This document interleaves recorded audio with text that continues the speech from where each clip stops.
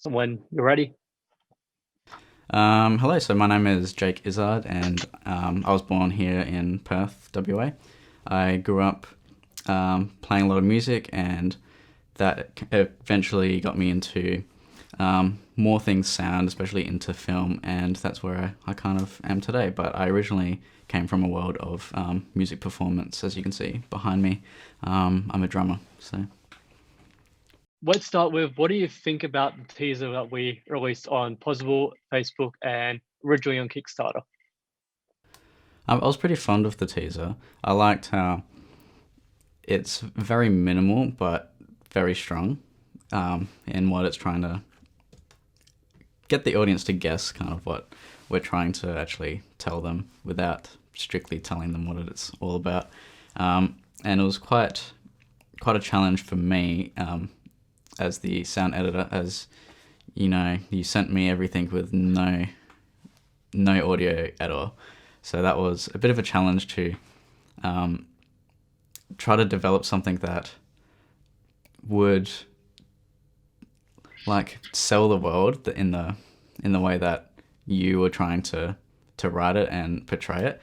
And obviously, because you were making it and I wasn't there when you were actually filming, you had an idea in your head, but I wasn't there to kind of share that. So it was very interesting to try, quite challenging to try make that sell in this little universe that was so simplistic. And I think we actually did pretty well at actually selling it. I also think it took you 3 days to do that post sound. Yes, you gave From me a couple of days to do It was a all of short that, amount of and time. Original plan was 2 weeks, but things happened, and then you got 3 days to do it. And it honestly looks like the sound was always there, so it was really good. yeah, I tried to.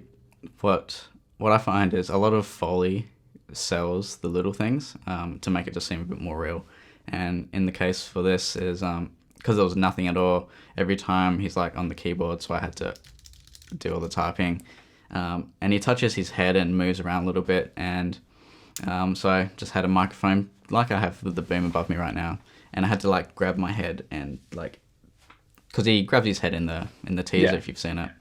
So I had to do that to my head, but like exaggerate it a little bit, so it sounded like it was way too loud. But once you put it in, it actually sounds like oh yeah, he actually was rubbing his head, trying to think on what the hell's going on, and just little things like that, and the cloth movement from his shirt, and a little bit of creaking from his chair, just kind of sells his environment a little bit more. And I think without that, it wouldn't have been as successful as it was.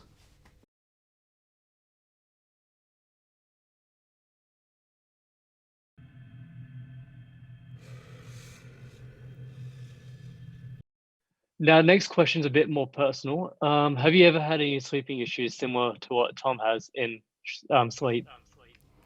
I have coming from a background in music and performing at night most of the time is I end up being awake much more than I should. So I have a bit of trouble actually getting to sleep, and I just find it difficult to actually.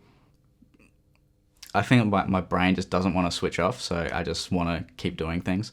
And when I try to go to sleep, it just feels like I'm active, so I can't actually do anything. So there has been times where I've tried some um, just aids to help me sleep. Either that's listening to different types of either like what do you call that relaxation music and that kind of playlist stuff, or actually taking some pills that just help you relax to get to some sleep. So that's a really, and I have that still, and it changes on how stressed and how busy I get. If I'm pretty bored and not really doing a whole lot, then it's kind of normal because I'm not really doing anything. But once the stress kicks in and there's excess amount of work, I want to keep on doing all that work, and then as soon as I leave from that, that's kind of still on my mind. So it's hard to actually switch off. I think being hard to find people who do sound, and I do a wide variety of like music and sound that I get asked to do a, a nice amount of things. So I'm always thinking about the different topics. Like I want to work on this thing that's got to do with sound. I want to work on this thing that's got to do with music, but I don't have time to do both at this very moment. So it's just like trying to switch off, which is difficult. And that's the main. It's mainly lack of sleep, which has been the major thing for me. On occasion, it'll be the opposite, but it's mainly the trying to get to sleep, which is the issue. Yeah. I probably should tell everyone that you haven't read the script yet, as you're going in kind of blind. So Yeah. you had to actually really think about the answer for that one. Because it's more like stress and depression kind of thing is what's going on in the story, as you'll find out when we go into filming Yeah. and I think when having the this. final product is. Yeah, I think me coming in blind, even though that's something I don't usually do, I like to actually read the script and dissect it. I think it's kind of a cool way of me coming in blind. I can bring in a different like mindset to the Well, story a little bit. you'll pretty much see everything fresh. Where me and Liam has been on this for 2 years writing it, we can't see it anymore. We just see it as is. Yeah, But where you, Joel, and other crew members we bring on, you guys will literally come in fresh and you'll go, "This idea is dumb. Why are we doing this?" And we'll go, "Oh, we actually didn't think of that. We thought that was yeah, smart."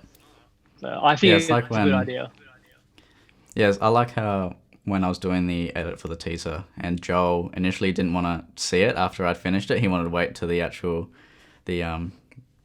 the the teaser release, and I think little things like that is a good thing because it just like opens up everyone's mind a little bit, or it can kind of like reset the plate again. I mean, it's very risky though, because if Yeah, I anything wouldn't goes do it wrong, all the we can't time. fix it. Yeah, But I feel like it's a good like experiment for us to see how we work together, seeing everything blind. Because I saw everything single version you did with the audio, so I stopped hearing the ambient sound, which you found out when we did the final watching. You're like, "Can you hear the ambience in the start?" I'm like, "No, I can't hear it because I'm so used to it."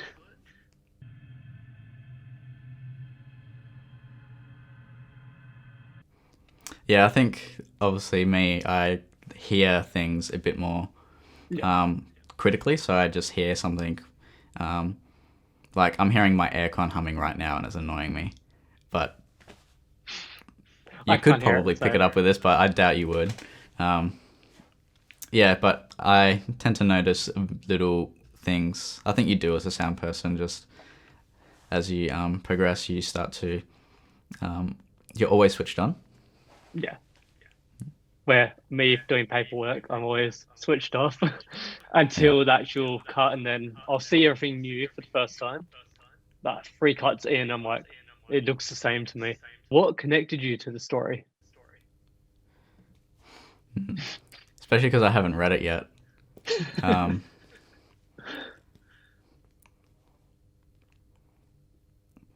one thing is probably I like how you've made a creature that's there somewhat because I think especially with the trouble the trouble getting to sleep that I have had in the past and sometimes a little bit at the present, it does feel like that it's not me, but there's something else that's there influencing or pulling the strings a little bit, and I don't really have the control.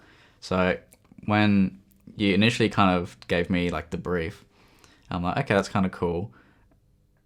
At first, I thought it was like a physical creature, but when you said, oh no, it's in his head, I thought that was Well, I kind of what left it probably, open. Was it, is he real or not? Because even I don't know, like the creator of it, I yeah, still don't know. I'm leaving yeah, it open for the audience to decide, or even Liam, the director, to decide, because I don't want to push my idea of it's real or it's not real. it was the creature that kind of sold it to me. Um, to me, it's more a mental creature than a physical one. But playing with, you actually physically see the creature. It kind of like you said, it's you can let the audience decide if it's actually physically there and it's a physical thing in his world, or if it's all in his head. Well, the ending has changed since I told you. I've changed it Okay. slightly. I don't want to say too much how I've changed it, but and we've also changed the design of the creature.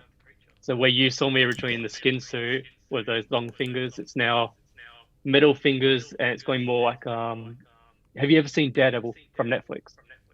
Yep. That black suit, it's kind of inspired by that kind of look. Okay. It's more practical, but we'll Yeah. see once Cool. it's done. You'll get to see the special effects. Um, well, you'll get to see me in the outfit first, and then you'll see the special effects. Fingers crossed, it will keep to how you kind of envision it and how we're envisioning it. Yeah, And that'll be interesting. Yeah. yeah, I'm excited to do the audio because you had this really cool audio idea where pretty much they go to the microphone, say something, and it comes out as animal sounds, which I'm kind of excited to see how that works. Yeah, that's probably what I'm most excited for as well, because I've never used that plugin yet. So it's by Krotos Audio, and um, I think this specific one is called Dehumanizer. So it kind of tells you what it's all about just in the name. And we can grab a variety of animal sounds and perform it live, and it will kind of change your vocal into that blend of animal sounds. But it's still all up to you to actually perform those sounds. So I think it's going to be a cool way of making that creature a real character that someone's actually performing rather than something we have to kind of try to sell later. So we can actually still put the emotion in that character's. I guess you can call it the character's dialogue or expression. I think it's gonna be like trial and error because you've never used it before. I've never done voice acting before, so it'll be interesting to learn. But it's a risk. It's a trial and error, so it should be fun. Yeah, I reckon that's going to be we're probably going to get everyone in the studio to have a bit of fun with it before we actually do it properly for our Just mess tests. around. Yeah. We take our work seriously, but we like to mess around a bit, have some fun. Well, if you don't have fun, you just have to have fun when you're creating something as well. Otherwise, it kind of feels more like a chore when we want to continue making and creating, and it's going to be not fun if it's feeling like you have to do something just to get something done rather than doing it because you want to. Well, I've added a slogan on Bud B, the place where passion doesn't die, because I really Yeah. want to push people's passion. So any script we get now, I want to make their script. I want to try to keep Yeah. the passion of our ideas. That's why Yeah. I Cool. enjoyed working with you with sound, because like I gave you an idea, and then you started giving other ideas back, and it started merging into this perfect idea, I guess. Yeah, because it's all a collaborative thing. It's not do this. Oh, I don't think that's right. Do this. There's going to be compromises anyway. It's just working out what compromise is going to form the best solution, I guess. Well, we'll see in April 28th when this gets released. Yeah, should be fun. Hopefully, April 28th. Hopefully, there's no Yeah, delays.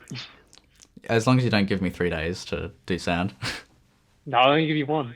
I mean, 2 months. 2 months. Now you should Yeah. get plenty of time. I'm planning to film this in 3 weeks before the crowdfunder ends. But I'm thinking in 3 weeks we might start filming. I am talking to the director on Wednesday, 2 days from now. Yeah, that sounds cool. I Easy. can't wait. Thank Yeah. you. Thank you. You're welcome.